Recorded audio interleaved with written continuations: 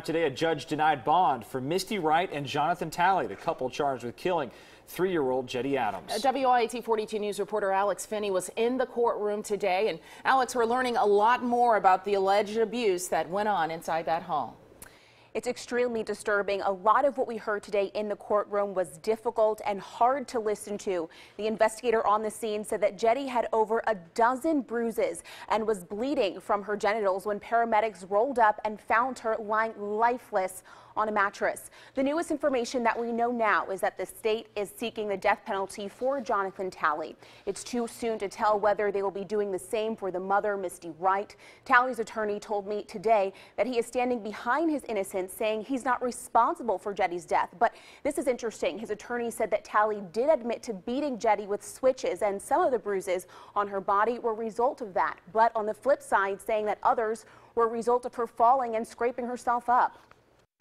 Anytime you have a capital murder case, the allegations are going to be hard. This one is especially difficult because of the age of the child. The judge asked me to represent Mr. Talley, and I'm happy to do so. That's what we do. He needs the very best representation I can provide for him, and I intend to do that.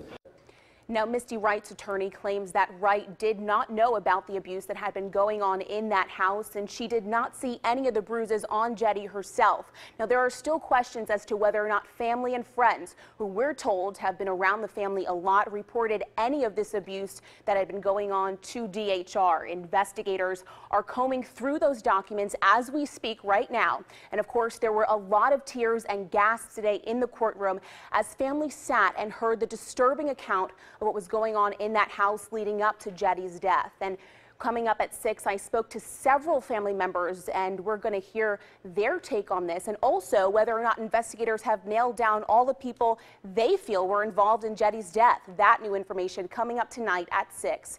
In studio, Alex Finney, WIAT 42 News, coverage you can count on.